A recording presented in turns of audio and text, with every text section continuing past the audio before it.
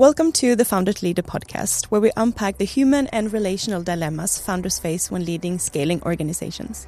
I'm Yohanna, I'm your host and program manager for the leadership development program with the same name, Founder to Leader.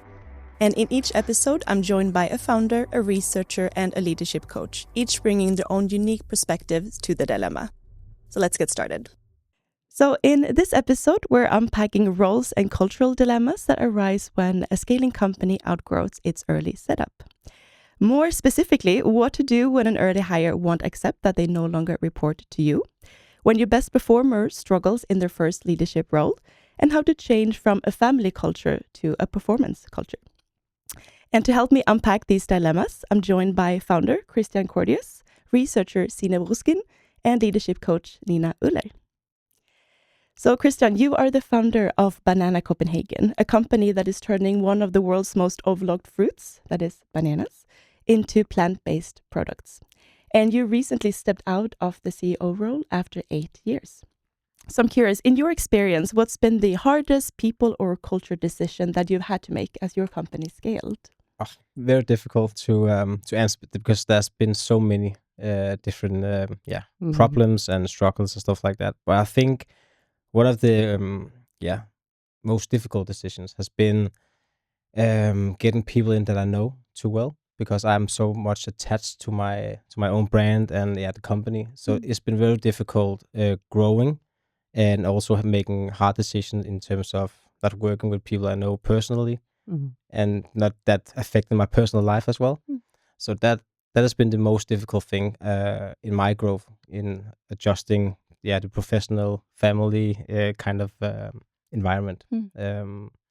So it's very difficult for me. I have to be professional at work, but at home it's very difficult to absorb all that difficulties when you have to stop a collaboration with some personally or privately for the better sake or for the good of the company. So that journey has been something that has been very, very difficult for me to be a part of. I thought it would be easier also to work with people I knew, but that is something that is very difficult, and I think you just have to learn through experience in terms of how to deal with it, because sometimes it can go really good, and sometimes it's the opposite. But I think that dilemma, or not dilemma, but that area is the most difficult one I've been a part of. Understandable, and I assume also a common challenge for many founders out there. Yeah, you always hear that people always tell you that don't work with people you know personally. But a lot of things also happen when you know people personally. A lot of companies grow when you have two friends just want to do something together, right? And I've been a part of. I started Banana with my best friend from my education. And it was perfect until we got not that good friends anymore. And that's been difficult. I also had my wife in the company at some point. Also very difficult. I had to stop it before it went bad. And I had a lot of good friends also in and out of the company. Some has been good. They have grown to a bigger position in other companies. And some has been not that good. Yeah. Thank you for sharing, and thank you for being here today. Thank you for inviting me. And Signe, you have a PhD from Copenhagen Business School, and you are the author of several books on how organizational change plays out in roles, relationship, and identities of the people living through it. So based on your research, what do leaders most often get wrong about how their employees experience organizational change? Yeah, it's not an easy answer to that, but what I saw when I researched in that area was that, a little bit like Christian said, the relational changes and the what I call micro changes, or the things in our everyday life at work and in our relations and routines and stuff like that, they often overshadow the bigger ones.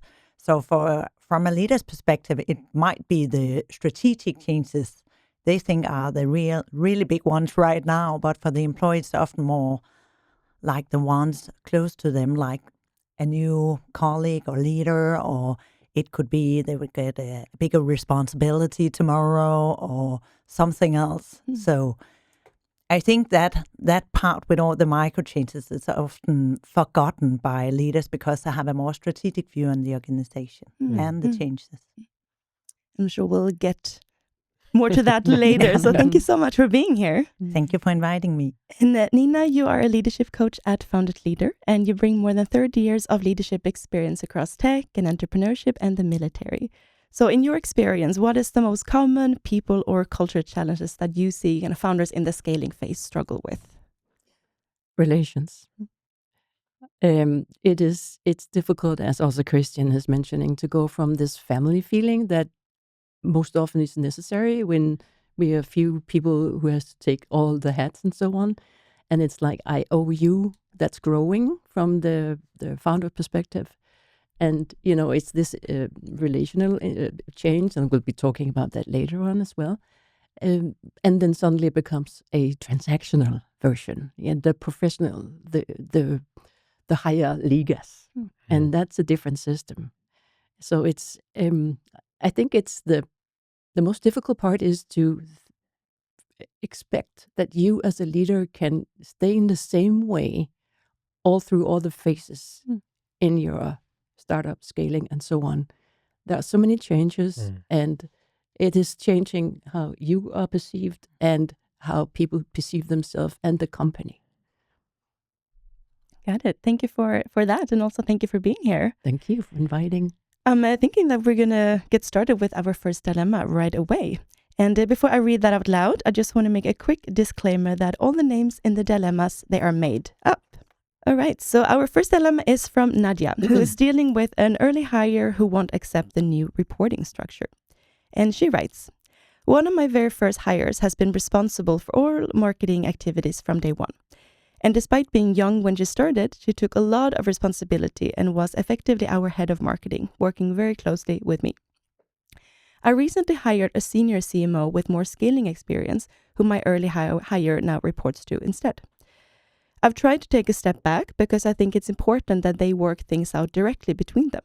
But it's obvious that she's very frustrated with this new setup because she still comes to me for input instead of just asking the CMO, who I can sense is getting increasingly annoyed by this. I've invested a lot in finding the right CMO, and I really want things to work out with him because we must get ready for our next stage of growth. So now I'm considering whether it was a mistake to have her report to the CMO, and whether I should just bring her back to report directly to me again. So, Christian, oh no, what stands out to you in this dilemma? So many things, and it's weird sitting at this table, like giving that kind of advice, because I've been in this. I have had this dilemma myself several times, I think. What stands out for me when I hear this dilemma from Nadia is that I totally understand it, but I think it's very important that you, when you hire somebody who's going to take over another employee's work surface, you have to prepare them for that before the new CMO starts.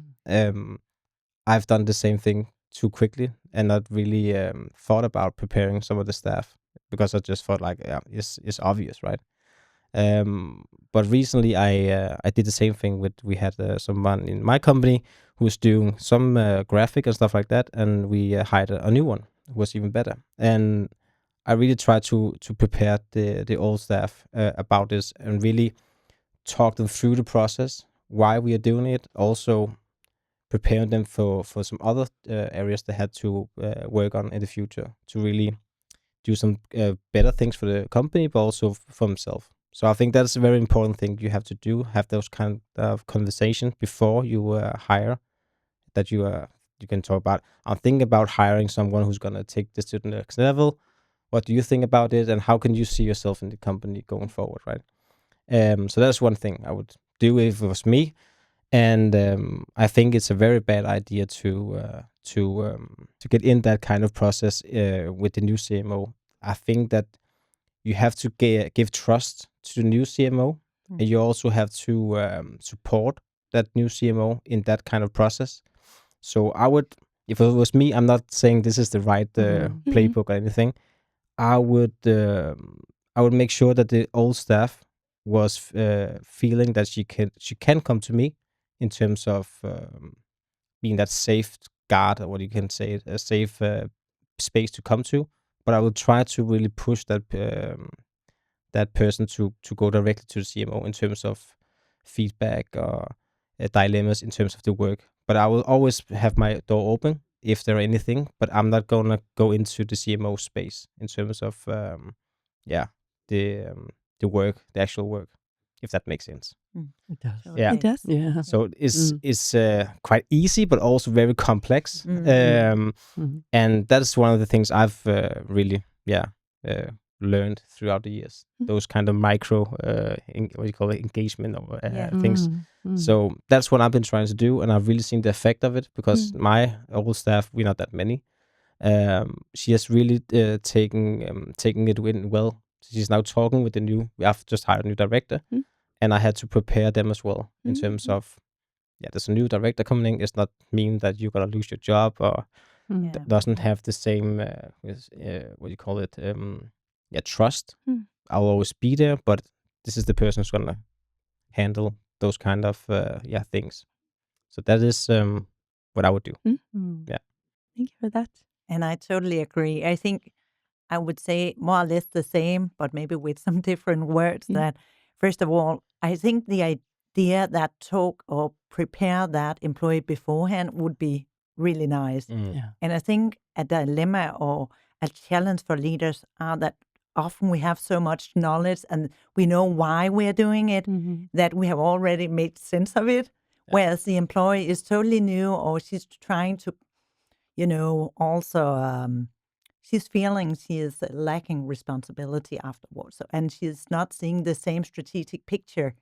So as a leader, it is good to say more about it even before. But now we are after, I agree, I call it normally micro actions. So it is a little bit the same. So it's just like the good news about micro changes that all these small things that often overshadow the bigger ones is that we have a lot of small solutions. So it's not like she will never accept the new role. I think often it is like the leader talk to her a little bit more, listen into what is the problem here. Is there something about their identity here? Is it that she has seen herself like a CMO, maybe not as a title, but more in responsibility. And now she sees, oh, it's not that anymore. Or is it because the relation to the leader, she feels like that line is closed now? Or is it because she doesn't see a career here? Or is it something else? So I think that open, transparent chat could be everything. So a little micro engagement, a micro action, a micro change. Micro engagement, I like that one. Write it down. Perfect. Yeah, but I think that we don't have to think about changes as we have to do something really, really big here. It could be small interactions that make a big positive impact in the end. I actually think that there is nothing that isn't micro engagements, actually, and that's where the secret lies. The secret sauce often is in, that's where the rubber meets the road. It's this is where we meet.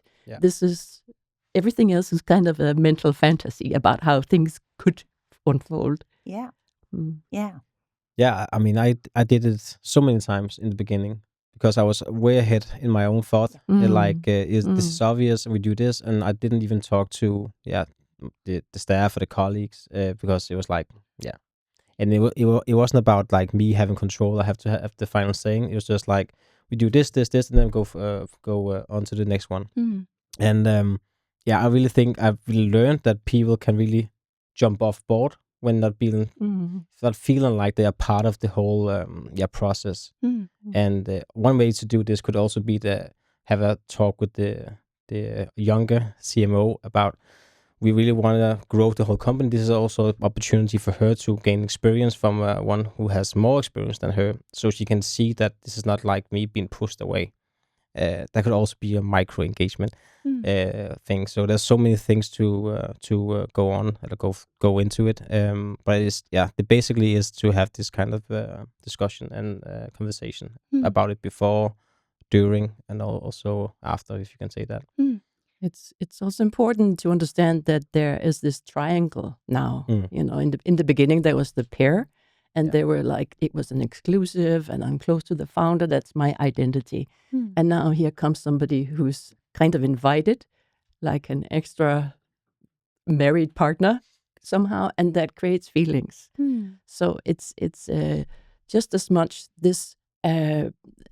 It creates noise in the system, so to say, and noise and tension is something that we need to be able to work around. And the first step is to understand how does noise or change feel for people. It would be the same if I ordered you to change all the places here and you had to move your cups and stuff and you don't know why. So it's like this one big question mark somewhere, and then we try to fill in the holes in our brain. So it's like there is like a deauthorization of this first hire. And if we are not careful, the CMO will also be deauthorized if the founder is stepping in over there. Yeah. So it's a matter of understanding that, exactly as you say, Christian, it's a win-win for most parts. We are growing. This is a sign that we are growing, that we need these kinds of competences. And this might be the best ever opportunity for you to learn everything about CMO stuff. And maybe you could be this, the sorcerer's apprentice in this interesting space. Yeah. I will support the CMO and you in the strategic, the vision of what we're doing, and the two of you will figure it out. Yeah.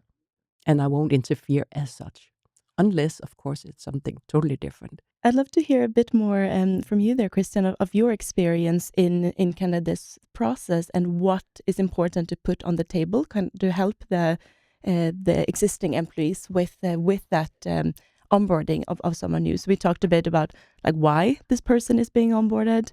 I also heard something about, what new areas we can see you focus on in the beginning. Was there anything else that was important for you to put on the tables with your existing employees? Yeah, I mean, it was a little bit different, thing for me, because I was the one who was actually stepping down, you can say, and there was a new person coming in with experience from my point of view. But I thought it was really good to have this kind of discussion uphand, give my reflection to the staff on why I'm doing this, and also, I mean, from my point of view, it was also difficult because I'm still the founder. I'm still my CEO's boss in some kind of way because I'm a board member and all these kind of things. So I still have the final saying, but I have to put my ego on the side to give the new person or the new CEO his space of choices and authority as well. So it was that kind of conversation I had to have with my staff in terms of it's still my company. I'm a part of the direction we're going, but this is the new CEO, and this is why he has come in. I'm going to support that, and if we are unclear on what we do, me and him's going to take a discussion about it. Exactly. And if we are very unclear about it, we're going to take it to the board. I have discussion about that.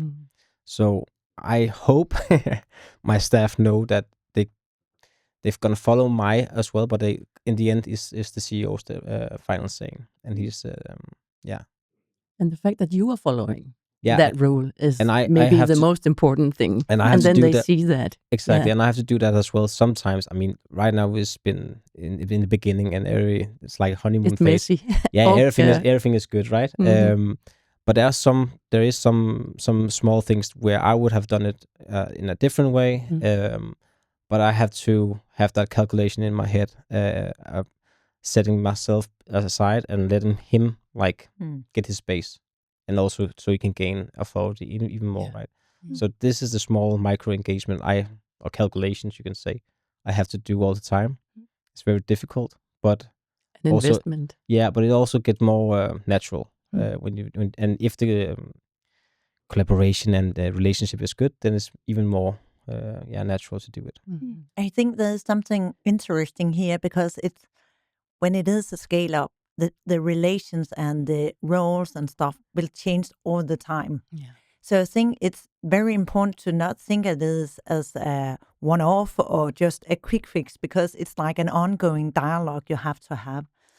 And there's this theoretical concept of psychological contracts, which I think fits quite well here, because it's not like what's in the contract, the formal contract. It's more like this aligning expectation all the time. Because as soon as they get one more marketing employee, they will have to revisit or change or align expectation again. So I think it's like an ongoing process, which is even more obvious in such a company. When I have been looking at major companies, it's not like it's static, but it's another way because the roles are more like formal or defined. Whereas in this company, it's all the time it will change. So it's not changed in the title, but it's also just an ongoing. And I think this you talk about with communication and transparency, aligning expectation is important here. I think also in the very startup beginning, part of the salary, so to say, is your attention.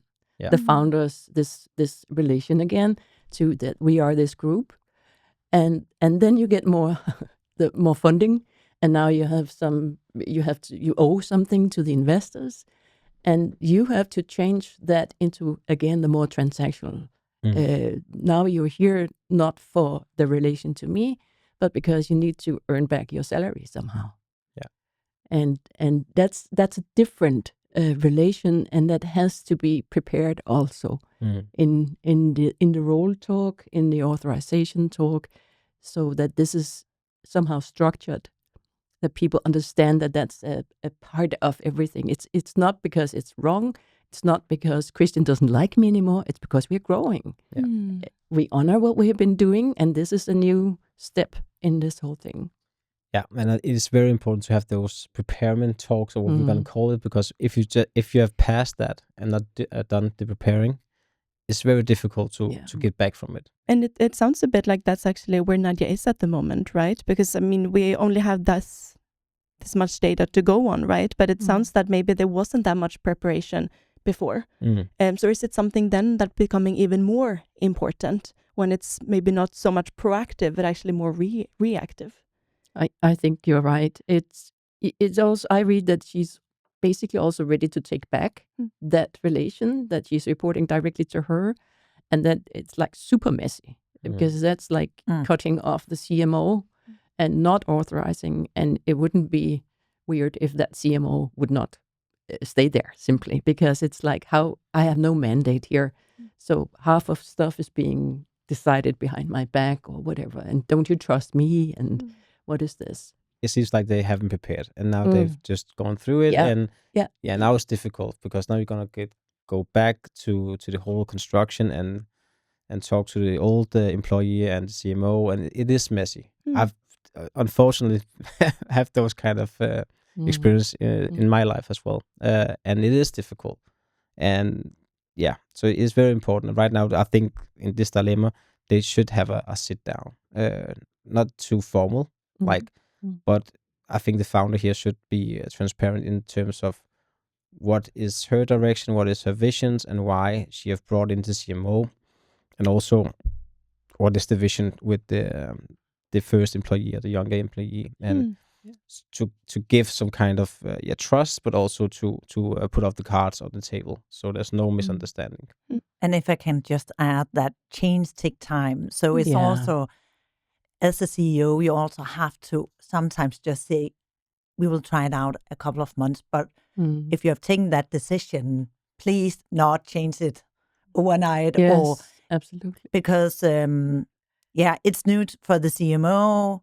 She or he is new in the role. There's this other marketing employee who has to get into that new role as it is right now. And I think for a CEO, if it's get too messy, it's also difficult for everyone else. Everything is up in the air then, and then it's up for discussion. So sometimes that's also part of the job to just say, this is a good strategic decision. I'll try to explain it all the time. I will try to make sure you understand. And of course, within that frame or within that role, we can change something, but we can't just fire him or her again. So this is how I see it going forward. It's essential that it is like this, but let's see what, as you said, with the cards, how can we play these cards different, but within that setup? And then understand that you have to, as we call it, contain the tension. Yeah. That there is somebody has to say, this is messy. This is not easy for anyone. Yeah. And this is a change, and we will be in this messy area for a part at that time. And I am kind of the guarantee that this is how our company is growing. That was my strategic decision. Yeah, I was thinking the same thing. When you talk about change, you talk about it being in this kind of a situation. I think this is an area where a lot of founders or entrepreneurs, they get it wrong, because we want to change everything. We want a quick pace. We want to do things right. I did it myself, so I made changes all the time, and people get confused, and people get uncomfortable, and it's very difficult to manage that process. And it's difficult to stay in a process of change without, changing it again.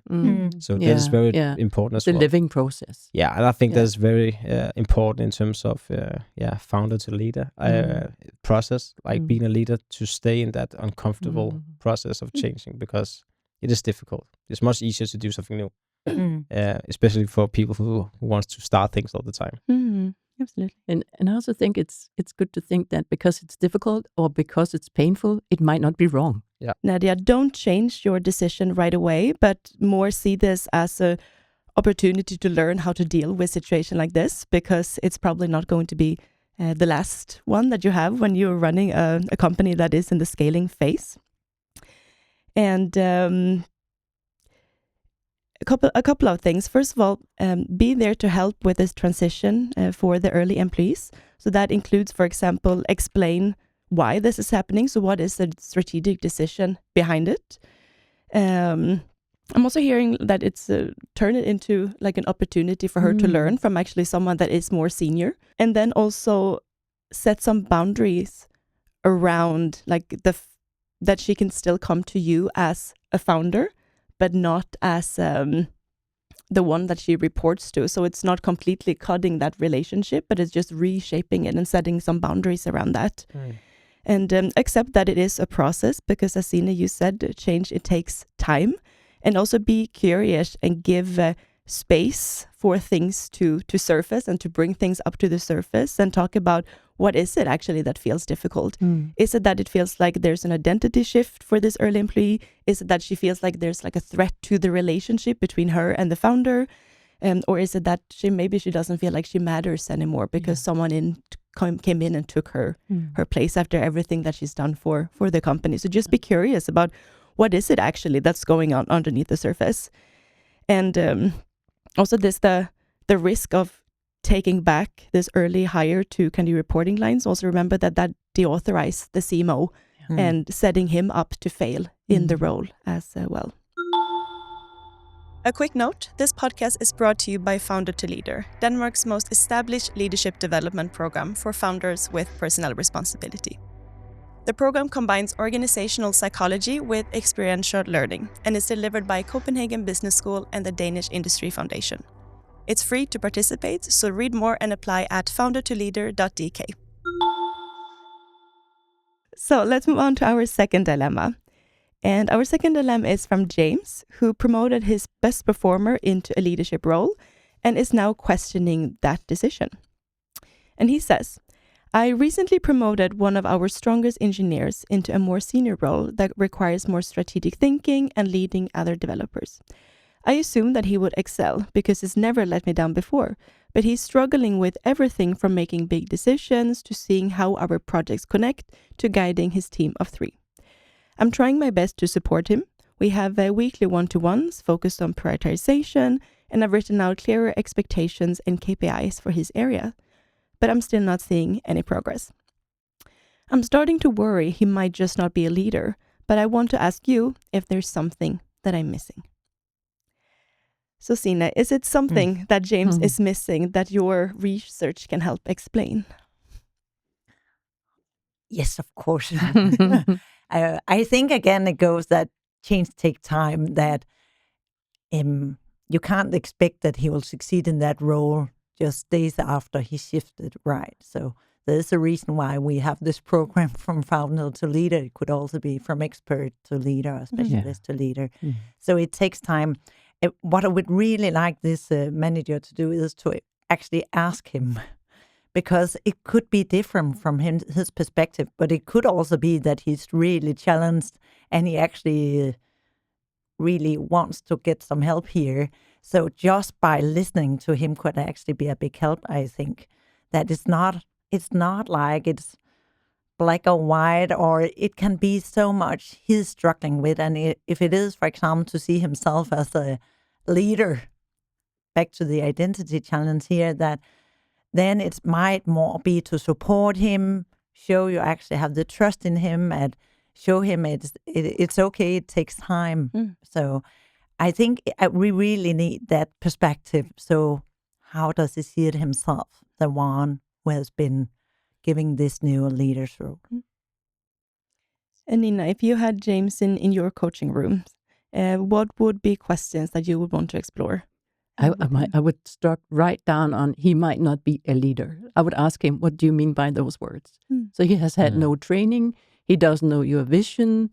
He used to be an expert in having his hands dirty in what they're doing. And now it's like he cannot succeed in anything because how is that done? So it might actually be a sign of integrity that he's kind of keeping back. He really wants to perform and support and do his best, but he does not know how. So I would think that would be a beginning in understanding. And he also has another problem, is that he probably came from that group of 4 people now. So now he's what we refer to as a promoted sibling. You know, it's like suddenly you're the big brother. And he feels like, how can I command these guys? I don't want to be a bad boss. You know, that's a very common thing. Bosses are bad and commanding people are bad because it's up against the relations again. So it's like, how can I just turn from one day to the other and command that other people do this and so on? So I see I know many places there's this, you take a very, very skilled person. And I also noticed that he says he has saved me a lot of times. It's kind of where this is mixing relations and tasks again. How did he save? You know, what is it that is you're surprised about? The fact that he's now in a totally different role, probably not defined, and expecting him to become this some I don't know, ghost of a leader. That aren't you a leader? Leadership is something about reading patterns, understanding that everybody's basically trying to do their best, and it comes out in many, many different ways. So again, the talk, the question, as you say, Signe, you know, what is it? How do you feel? This is how I see things. What is difficult for you? Because there are difficult things. Tell me which one you find difficult. Yeah, I have some questions. I've learned that from Nina in Founders Leader. Brilliant. Yeah, I really need some data because how long time has he been in the company? I mean, has he been there for half a year? Has he been there for 5 years? I mean, that's very important because I know it's temptating. How you say it? It's tempting to promote someone who's doing really good. If you want to keep them, or you want to like grow the company and all these kind of things, and that is often not that a good idea. He's a specialist. He should be like where he's good at. I often talk about football references. Like you have to, if you have a good attacker, don't make him be a manager of the team. Make him be an attacker. If that makes sense for anybody. But like play your strengths correctly. And I mean, there's also this question about time, as you talked about, Signe. Give him time, because if it's something that he wants to, I don't even know if he wants to be a leader as well. It could be just the founder or the CEO who just want to do that. So let's say he wants to be a leader, this expert. Then it's really important to have this kind of conversation with him. How is he seeing? What he's feeling? What is he struggling with? I think it sounds always so easy to just talk with the people, right? Yeah. But I really experienced that it is very, very difficult to have those kind of conversations because the tempo is always moving so fast in everybody's life, especially in a growing company. And to slow down and have those kind of conversations is difficult, but very, very important. So those weekly one-on-ones has to maybe be corrected a little bit. Not about the task, but more about the person behind it. If I can just add, I think there's also something about, now I said it takes time, but it's also about you have to unlearn something here. Yeah. So he has been in that expert role. We don't know for how long, but anyway, he has to unlearn that this is the way he is successful in his role. So that also takes time before he can add new tools or add new stuff to how to be a good leader. And I think the other thing I want to add to what you said, Christian, is that often the reason why we need all these small chats is also we really need to listen, because what I think, it's just a human thing, but what I think is a change, I think, oh, that much goes for everyone else. But if we listen in, it's often something different. Then another role has another perspective, is another human being. So it's just like the CEO can have so many thoughts about why is he not succeeding in that role, or where do he need some help or support, but it can be something completely different. So we really have to just listen. It's not like, and it's not like if we ask the question, we will always get the right answer. It's also just about listening and seeing what do he actually need in this new setup. I think it's common, not mistake, but thing you do, that you take the best person in the group and promote them to be a leader, because that makes sense, right? Because they know everything. But that's not equal to them being a good leader. Also, when you talk about football, I love football terms. If you have the star of the team, like Cristiano, a better example, you had the star of the team. That's not always a leader. The star can also be a person who's very goal driven and want to perform and not seeing other people. And so, yeah, I think it's a common thing to do, that you want to promote the best high performers in the team, but that's not always the right thing to do, because you have to have the human touch. You have to have the understanding of the people, and they have to feel that it's comfortable for them to grow into this new, as you said, unlocking new, learning new things as well. And that could be something that is bad for the company if I had to be at the board sitting here and look at this, because this can slow down the process and the growth. So yeah. Yeah, if I may add on, it's also about what is this new role? You know, what is my mindset for this role? And if we go from doing into enabling, you are the enabler of the rest of the team. You create the circumstances, the material they work from, or what they need. That's what you support, and you can use your own experience in that way. What would you have needed, or what kind of questions would you have liked there, and what kind of reward, or being acknowledged for what, but you are the creator now of how everyone together, and sitting at a table doesn't mean you're not doing anything. That's it sounds strange, but that's weird to many people who are used to work in special areas. It's like, yeah, but I'm sitting there thinking, and they're working hard. Yeah, and you are working hard if you think about those things. So that's a big difference also from a specialist into the leadership is creating the environment for the thing to be created. I did the opposite. In my, I choose to step down as a CEO to be in a place where I can give more value to everybody. Yeah. So I did the opposite. I'm still, because I'm a founder, still have some saying about the table and stuff like that. But I choose to be in areas where I'm gaining energy, when I can be more effective. I also have a kid, so I have to really optimize my time. I can just work 12 hours a day, and I also learned that it's not doing anything good, to be honest. So yeah, I think it's more also about self insight as well, but be there where you can give more value to the team and to other people as well. Has it been difficult, or? It was difficult having chosen that decision and not knowing what I'm gonna go into, because it's completely new. The unknown. The unknown was difficult. Being in it has been very, very nice for me, because I can feel it give me more energy. I can feel the more balance, and what I do, I can do a lot of more effective as well. So it's been very nice to be in it, but the unknown is difficult.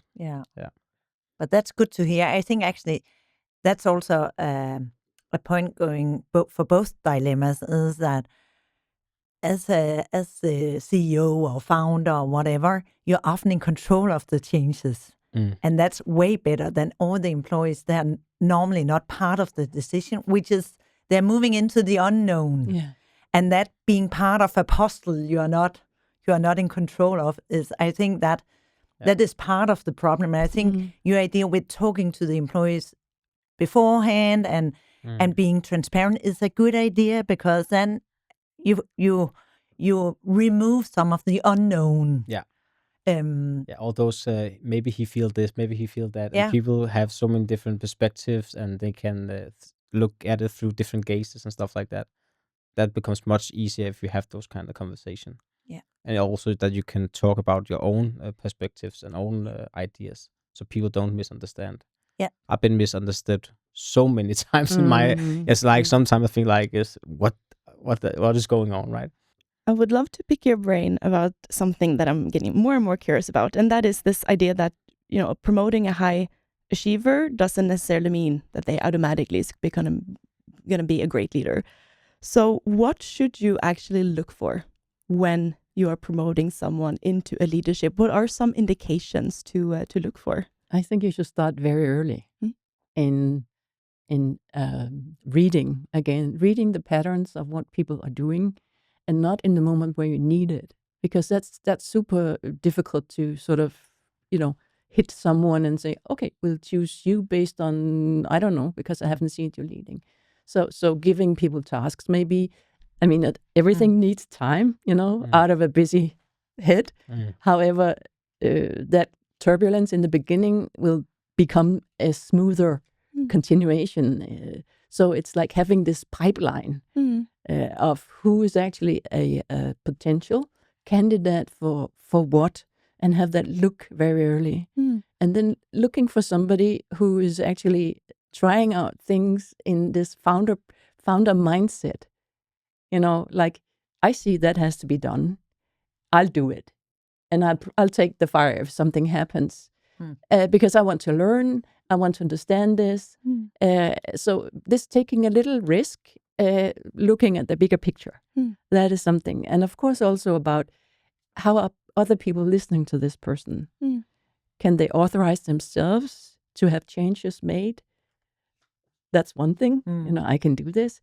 Do other people authorize them in their way of being together with people? And then, of course, we also need to be authorized from the board or from the CEO in maybe other areas. So that's who can authorize a person, and what's the approach to the company? Do I want to know this? Do I ask questions about it? What's your vision, Christian? Why did you do this? Where did you come from? I know it takes something to go to a leader to ask that, but that curiosity is a very good indication for me. I also think that one of the pattern I would look at, besides all the things that you said, is how they, as you also said, how they communicate with other people, and how more important how they listen to the other people. Yeah, I think that is the most important tool. You have to be willing to understand other people and know where they come from, and to deal with that. If you have that, I think it's very good way, good thing to start with in terms of being a leader. I mean, essentially it comes back to then it's a skill to be able to adapt to the different people that you're leading, right? And recognizing that some people, you need to present them with a lot of data. Sometimes it's more vision. Sometimes you want someone who wants to go straight to the point, and then someone wants to have, a longer conversation about what you did in the weekend, right? So being open and being willing to learn about the people that you're leading. And I think it has to come from a natural point of view. I agree. It's a what do you call that? People curiosity. Yeah. I have a question in regards to this. So what is important when James or kind of other founders, when they promote someone into a leadership role and want to show that they are authorizing them in this role, what are ways of doing that? I think what we didn't touch that much upon, but you did say a little bit about the people curiosity and stuff like that. But I think what could be a an important aspect here is also to be sure that this person getting the promotion is actually motivated for that. So getting that, and it's not like you're asked, then you say, no, I don't want to be a leader. It's much more about the discussion or dialogue around it. So it's not like, do you want to be a leader? No. And then it's more like, why do you actually see this person would be a good leader, and what could be the motivation for that person so they actually succeed in something they want to succeed in. And I think we can, if we have that dialogue and why this manager want to promote him, I think we can have a way better start, because then it's also, again, aligning expectations. So how do you actually succeed in this new role? Yeah. So it's clear and it's out there, and it's actually something you can adjust along the way, or you have an open dialogue of, do you agree how to succeed in that role? Because if you don't have it, I think as a specialist, you will often think that it's about me and my team solving even more tasks, or even being even better at that. Yeah. But as you also said, Nina, that's not the most important part of being a leader. It's like enabling the specialists to succeed in their job. Yeah, and I really like what you say. What does a good job look like? Or maybe even a bad job. So a bad job would be to go down and be extra specialist and micromanage the other guys into doing it your way. And a good job would be to say, this is, like the coaching. How do you want to do this here? That you're actually stepping away, but that also the founder is kind of training people into this, and this thing that thinks work is problems. Sometimes it's like we go and do something else. No, we work with problems, meaning that things are not clear. There's a part of risky stuff in that. So I find it good if you can say, okay, what was difficult for you in this task? And what was surprisingly easy? To say that this is human experiences. We cannot be prepared for everything, and there will be stuff that are super easy. And I really like what you say, that mentioning what is it that make this person ready for promotion in your view, so that they feel calm about that. Hey, I'm here because I did this, or I have that. So it's what we can call feed forward. It's like, I see that and that and that in you. You can use that. Yeah. Just continue how you do that. Yeah. And then there will be stuff that are difficult. It's difficult for everyone who takes up that responsibility of creating that, enabling that space for other people. And something will be super easy for you. Let's have a talk about that. Yep. So now we've talked quite broadly, actually, also about what is leadership potential. But if I'm to summarize the key takeaways here for James in the situation that he's currently in, what I'm hearing is it's important to recognize that being a specialist and being a leader are two completely different roles. And it requires a very different skill set as well. And if you don't recognize that, you're actually setting this engineer up to fail. Yeah. And one practical thing to do is that, in addition to talking about prioritization and expectation and KPIs in the one-to-one, redesign that a bit and focus more about like what is actually difficult right now, and also talking about what does good look like in this new role, so that you ask a lot of curious questions and collect more data. Let's move on to our third and our last dilemma, and that is from Alex, who is trying to change from a family culture to a performance culture. And he writes, I lead a team of around 10 people, and from the start, I really wanted a culture that felt like a work family, somewhere my team would genuinely enjoy being part of. Since I can't pay high salaries, I have prioritized social activities, mental health support, and a good work-life balance. But since our recent investment, the stakes and expectations feel very different compared to when we were bootstrapped, and I'm becoming increasingly frustrated with our lack of performance culture.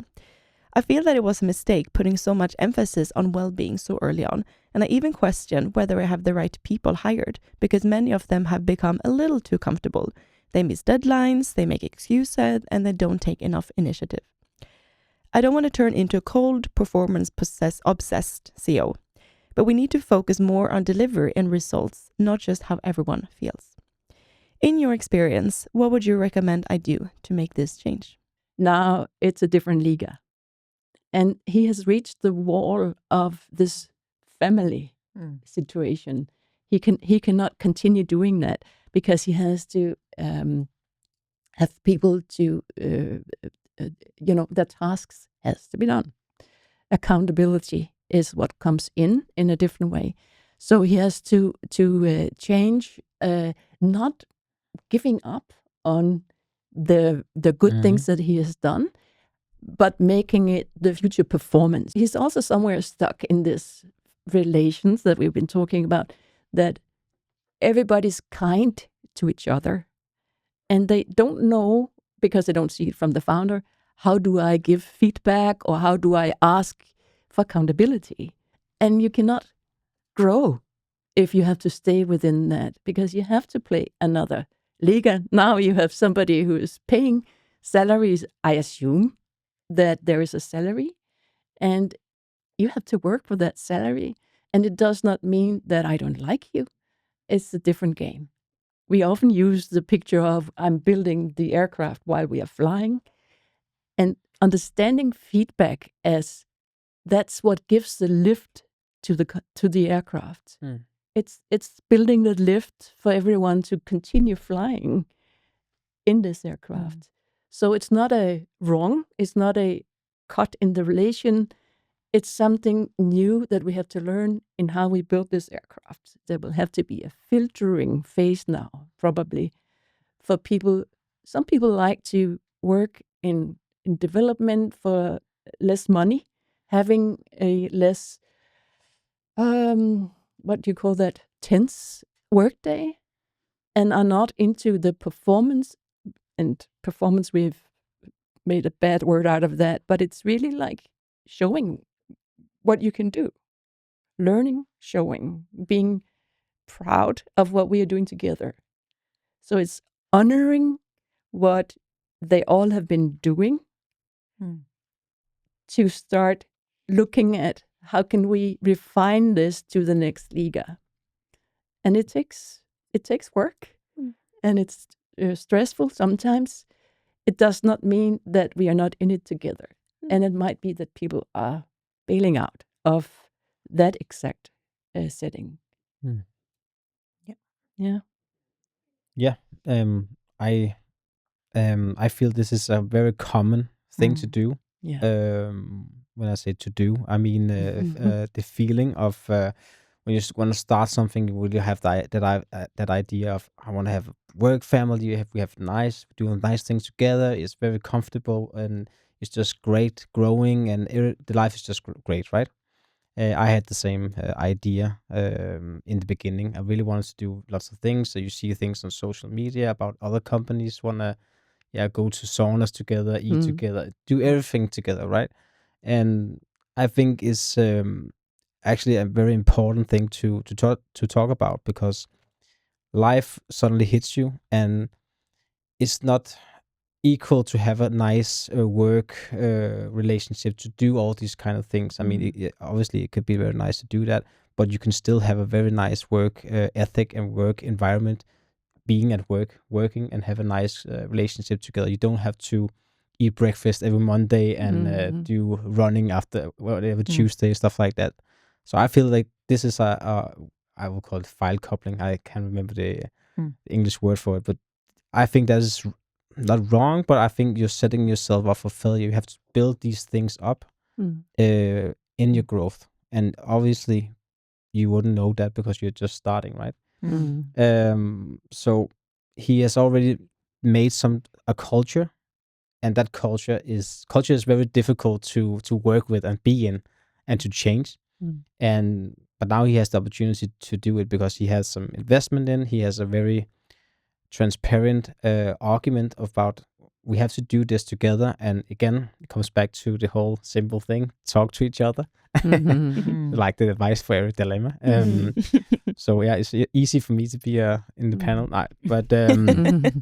but yeah, it's very important that they have these open discussions about what is the culture we wanna build, and what is the visions of everybody. And if people are not able to live in that culture, or want to be a part of that, then they should think about doing some changes. And from the founder's point of view, or Alex, really putting up boundaries about this is what we have to do going forward, and you don't have to be mean about doing this.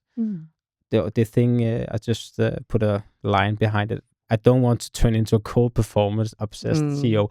I feel that is a very common thing to have, because a thing to think about. I have had the same thing in my life. I feel like, okay, now I'm becoming more cold and more negative, and people don't like me, and that's not who I am, stuff like that. Yeah.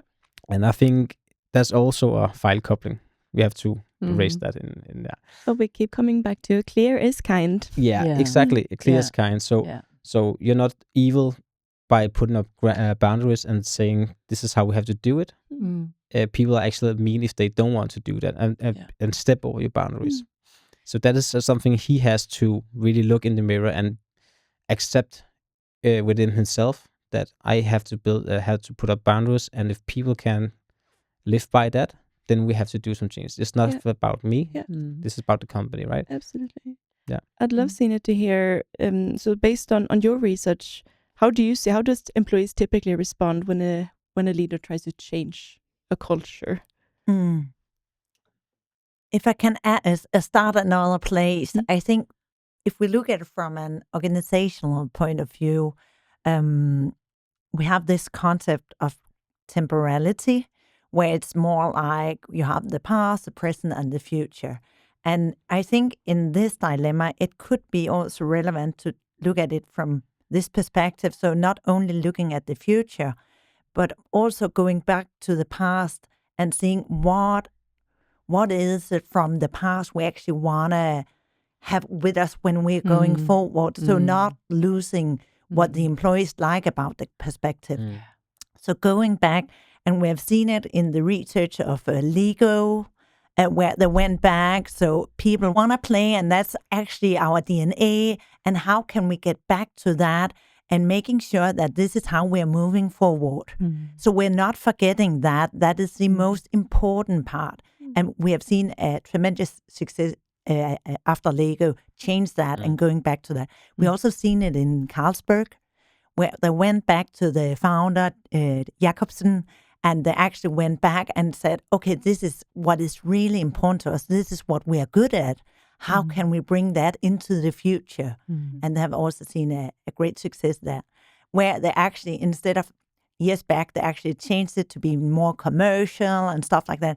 But when they went back and actually found out what is it we are good at, what is it that make us unique, and use that, that's where they have seen the success. And I think that goes for every single company. So it's also going back to not all the nice add-ons, but also you can still have a culture of, I see you, I hear you, I really want you all to have a nice job and being happy to be here. But it's not like we have to run every Tuesday. That's not, but why did you actually join? Yeah. So also remember why did they believe in me when I was only me, or we were only 5 people? So we are going back to that and remember that, and then say, okay, so how can we build a performance culture around that? Or what is the vision then? So it's not like we're forgetting it. And I think if we look at how I have been researching in micro changes, a little bit back to the micro engagement, it's also about the symbolic changes. So, for example, in Maersk, we saw that they want to change the culture. They wanted it to be more informal. So if you remember, like 10 or 20 years ago, we all had this image of a Maersk consultant in their suit and stuff like that. And then when I wanted to change it, I actually made some symbolic changes. So it could be being part of Pride, or it could be trusting the employees by inviting them into making decisions, or it could be changing the formal suit to something more informal and stuff like that. But these symbolic changes, suddenly it started to work, right? So it's not like this CEO or founder has to change everything tomorrow. It can't be small changes actually showing it's not been because I don't want you to have a nice job and really like it, but I also want you to actually succeed in your job. Yeah. So it's not only having fun here. So if we succeed in that, then let's have a party. Or if we succeed in that and that, then it's becoming better for all of us, because then we can get our next investment. So I think there's something here we could also like look at it from an organization point of view. And as you said, like, it's not about the ego here. We have to park that and say, what is the best for the organization? And then trying to get that out. How do I get my competence and capabilities flourishing into this, maybe thinking in that direction, and also this honoring what has already been done. But we have tied a very specific type to performance. The word performance is actually not right somehow. It's like, where do we go as a team? What's the outcome is probably way better than performance, because that's an individual thing. I'm performing. Yeah. So it's like I'm showing off. So it's this internal feeling of doing the right thing and coming back to you, Christian, exactly, so that we are doing this. It's hard. We are not agreeing. We have tough times with each other, but we want it. We want to go through that because we want this vision. There is this person who's waiting for our product. There is this planet who's waiting for our product. So it means that it's of a higher potence for me to go better with you at this level for us to succeed at a higher level. Yeah, and also being transparent about the things that the CEO or Alex really see as a problem. Yeah. So he's not holding the problems to himself. Sorry. About missing deadlines, making excuses, don't take an initiative as well. It's difficult. Like in all relationships, it's difficult to talk about things that you're not, that you want to improve or don't like. But it's very important, especially when you have work. It's not personal, and that I've just seen it in my own company by making those, by having those conversations every week. It gives so much empowerment to people as well. And it's not personal, so people don't feel, oh, he doesn't like me, he's just after me all the time and stuff like that. But if you have those conversations a lot, I think it's also gonna growing the culture and making it even better. And maybe they can do a lot of the things as they used to do by having those conversations. So this about doing it a little bit different, I would say. That is like the key thing. Because you are in a different state than you were before, because now you have other people, investments and stuff like that, all the things that's been talked about. So it's a good opportunity to make some changes in a little bit, and you can do it small changes at the time to see what works and stuff like that. And being very concrete. I like to say expectation is not a method. So it's like I expected him to step up. I expected him to become to be a better leader or something. That's not a method. Step up. What does that mean? What does it mean to do things differently? So that could be like putting out rules, like let's decide that if you don't make your deadline, then we pull a red flag or something, and you come up with an idea about how do you mitigate what's happening. Or if you have a problem, it's super fair. You have a challenge. I understand that. So what are you going? What's your plan for now? Doing things differently, so that there are specific steps that are expected. And again, this expecting that some things are difficult and some things are easy to humans. Putting that is like, it's problems we are working with here, and we don't know. I don't know. I still have to take responsibility and be accountable, hopefully, as a founder. So that's how we work. We work by being accountable, taking responsibility, and move our brain and hands. But we cannot guarantee that we know the solution to the problems that we are given or taking. Yeah. I have a last follow-up question in regards to that to you, Signe, in terms of organizational change, because I have an assumption that employees in startups, so people that decide to work in a startup, handle change better than people working in like public sector or the corporate, etc. Is that true or not? Based on your I think research? it's not that easy to answer because I agree that especially if you are a founder and you are in control of the changes, you probably like the changes. But I think it goes for everyone that suddenly some changes can be very hard.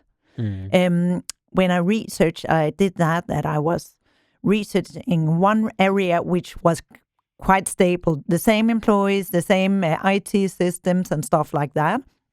And then I went to another one which started out as a project team of 4 people innovating, and they had like quite a space for just being creative. And then it turned into they kept succeeding. So when I joined, it was like there were 130 employees in that department. And I talked to one of the 4 guys who had started it, and he was like known for being very innovative. And I thought, now I'm going to talk to one who really loves changes because he has been part of this major change. And then he said to me that, so Signe, I asked him, so what are the biggest changes you have experienced? And he was thinking, and then he said, I think we move around a lot. And then he like, I don't know. I've just heard people, it's just something I have seen. He was really like hesitating. And then he said, I really hate that we are moving around all the time. I have to get a new desk all the time. And I thought, now I'm going to hear about these major changes. And it was a micro change. That it was that you have to keep changing seat and he has to get another desk. And he was in the mid-30s, so it's not like we have this image of an old guy or woman who has been in the public sector for 30 years and stuff like that. But still, it was these micro changes that was actually overshadowing all the big strategic changes. So I think it's a natural thing for all of us that these small changes can actually feel radical to us, even though it's not on paper. So I think we have to be aware of that. And it's also when we look at the culture and this dilemma, I think it's important that we're not changing the whole thing tomorrow overnight, but it can be small adjustments and be a role model yourself as a leader. And also like being sure that you listen into why are they all here and how can we keep that moving forward?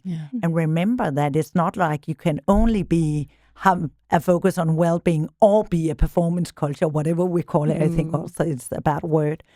I think it can go hand in hand, and very successful companies are often also focusing on employee well-being. So it can also be that is part of their DNA, and how can they then be even sharper on also earning money and stuff. So remember that it can't go hand in hand. Thank you for that input. So if we are to summarize the recommendations for Alex, so what I'm hearing is that obviously in taking an investor, that's a different league than being bootstrapped, and you can use that as a shield when explaining to the employees that things are about to change. And it's not black or white, so it's not a caring culture or a high-performing culture, but they might require some just rethinking what care looks like compared to what is done in the past. And also thinking there that one way of being caring is also ensuring that the company runs smoothly and that salaries can be paid, etc. But also looking into what are some smaller micro actions as well that can be put into place. And then we keep coming back to in this podcast that clear is kind. So setting clear KPIs, expectations for role, responsibilities, what are deliverables, etc. That is being kind to the employees because they know what is expected from them. And yes, then it is also about accepting that some people might not want to work in that, and that is okay as well. thank you for that. That was unfortunately everything that we had for today. So thank you so much to Christian and Signe and Nina for being here with me. Thank you. And to everyone listening, I want to say thank you so much for tuning in to the Founders Leader podcast. I'll speak to you next time. And if you like what you heard today, please remember to subscribe, review, and share. Thank you. Thank you. you.